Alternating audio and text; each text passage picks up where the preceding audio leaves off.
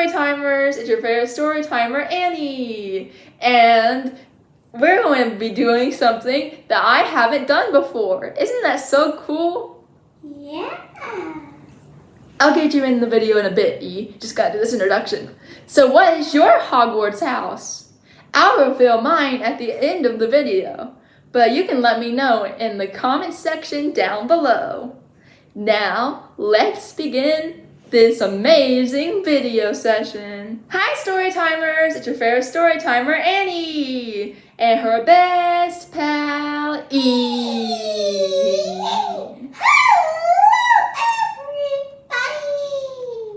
And today, we're gonna be talking about the Harry Potter movies.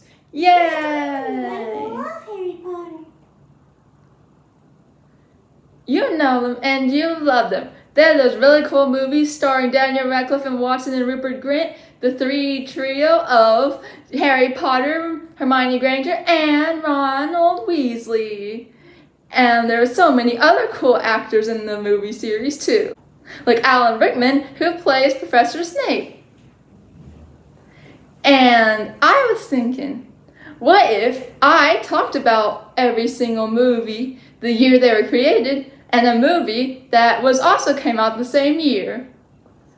Not a comparison or anything, because each movie is unique in their own special way, but I would just like to have a little talk about. First, let's start with the year 2001 that holds the Sorcerer's Stone, the first Harry Potter movie. And the same movie that came out that year, the same year, at least not the same movie, is Shrek. Actually, I love Shrek, don't you? The fun green ogre who's actually not as mean as everyone thinks him to be, who befriends a donkey, saves a princess, and ends up falling in love and getting married with her. Isn't that just really nice? Yeah, I love stories. E, you're 3. You're right, sorry. I just didn't really know what to say about it. The truth is, I haven't seen Shrek. Anyway, E, that's what this video is for. Anyone who hasn't seen Shrek, which is not the majority of you. Now, Shrek, being a rather nice ogre, lives alone in his swamp, and he likes it that way. But when a very annoying donkey, who is only going to hereafter be known as Donkey, befriends Shrek, Shrek sort of opens up to friendliness. But he wants his swamp back. Like, he really wants his swamp back. So the only way to do that, and it somehow happens in every single fantasy story, is he gotta rescue the princess. So he goes out with his faithful steed, Donkey, and he goes and rescues Fiona, who Lord Farquaad chose to be his future wife. But what no one knows is that Fiona can turn into an ogre at night. Ah! Another ogre! Yes, Ian, Wait, another spoiled ogre. the movie. Ah! No, I'm just describing it. I mean, Anyways, there are major spoiler warnings ahead for other movies. yes, there is, because I'm like that. Anyway, so that's what you need to know about Shrek. Next up, we have 2002, which is next year. And it's Harry Potter and the Chamber of Secrets. Ooh. Secrets. You know, you love it. The one where Harry Potter, he actually defeats a basilisk. And I talked about this in my other video that you should go watch, where I talk about and rate every single Harry Potter book. Now, the movie that I have for this one is called Ice Age. And I actually don't know a lot about Ice Age, but if you do, you can tell me about it in the comments. All I know is there's a lot of animals from the Ice Age, and that's slightly animated, maybe? Yeah, I guess it's animated, because that's the majority of movies for kids nowadays, or then days, or whatever you want to say it as. But yeah, Ice Age, I feel like, is a very frequently viewed movie, seeing as I know it, but I've never watched it. So yeah, a little lame, but that's all I have for you, because all the other movies I didn't know when I searched this up for research. So yeah, E, what do you think? So now we go 2 years later, fast forward to The Prisoner of Azkaban, year 2004, and the movie I have for that, and this is very ironic, but Shrek 2. We're going on a roll here, baby. Shrek 2. Woo, let's go. Now Shrek 2 here, it's a different one. Yeah. Another Shrekky Shrek. Don't they marry or something? Oh yeah! And Shrek, doesn't he go visit Fiona's parents? Yeah. And doesn't the dad want to kill him? Yeah, that's all I've heard about it, but I've never seen it. I mean, I don't like ogres, so I'd want to kill them too if I were him. This is Shrek we're talking about. I know. Well, anyway, yeah. And the sleazy hitman for this one turns out to actually be Puss in Boots. So we got Puss in Boots starring in Shrek 2, y'all. And this one is really fun because at the end of the movie, and we all know the villain's the fairy godmother, which is actually out of character for most fairy godmothers who are actually rather sweet and young people. Wait a second. Anyway, so yeah, we have that. That is Shrek 2 for you. And Prince Charming is not as charming as he thinks he is. Let's move on to 2005, where we have Harry Potter and the Goblet of Fire. Let's go. We are in the middle, folks. And for this movie, we have Madagascar, which I know slightly more of than Ice Age. With all of these very nice animals, they actually can you tell me anything about it? Because I somehow have gotten a writer's block. But, I feel like... Oh yeah, there was a zoo, wasn't there a zoo? Yeah. Yeah, there was a zoo. I actually liked that, where the lion in there. He was such a good lion for an animation. And the animation style in this animation is actually really fun. And the lemur's amazing. And the song is very famous. So yeah, it's really interesting. I feel like, what do you rate this? We should start rating something. 8. Yeah, that's nice. This gets 8-star rating out of 10. Madagascar. The one and only Madagascar. Now we move on to 2007. Fast forward to 2 years later. I see a pattern here. In 2007, we have Order of the Phoenix. Woo! Personally, the one adaptation where they did not get it right. So many plot lines taken out. But Umbridge is our least favorite character of all, right, Harry Potter nerds? So for the Order of the Phoenix, we have the third Shrek movie. We are on a roll. Now with this third Shrek movie, which I actually confess I do not remember a single thing of, even though I've seen before. Isn't it Prince Charming that greets all the bad guys or something? I don't fully remember, but isn't that what it was? Oh yeah, you're right. Prince Charming is now less charming after his fairy godmother, who's his actual mother, has died. And now he wants to get revenge on Fiona, who is pregnant. Anyway, so yeah. He collects every single famous villain that you've ever heard of throughout all of the nice Disney sagas, including, and I will only name one. Let's see. The stepsisters.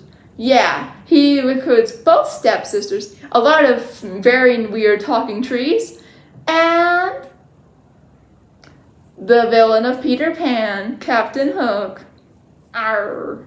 Yeah, that guy, the Hook. So yes, after recruiting all of these villains, they go and actually wreak a lot of havoc, but it all saves the day when Shrek's job is to recruit a new leader for the kingdom of far, far away after the king dies. And he gets Arthur, King Arthur. I see a lot of similarities with very famous literature here. Anyways, yes, so Prince Arthur is the new king. Yeah, So that is Shrek 3. What do you think, Eve? Right, now to move us along very quickly here, we have 2009, which gets us the Half-Blood Prince. And I am very glad to talk about is Coraline. Eve, if you have a chance, can you go get the book, please? Thanks. I'm kind of busy. Oh, whatever Eve's busy in. I have the book. Sorry, I can't show you. I will show you at the end of this video, though. I promise.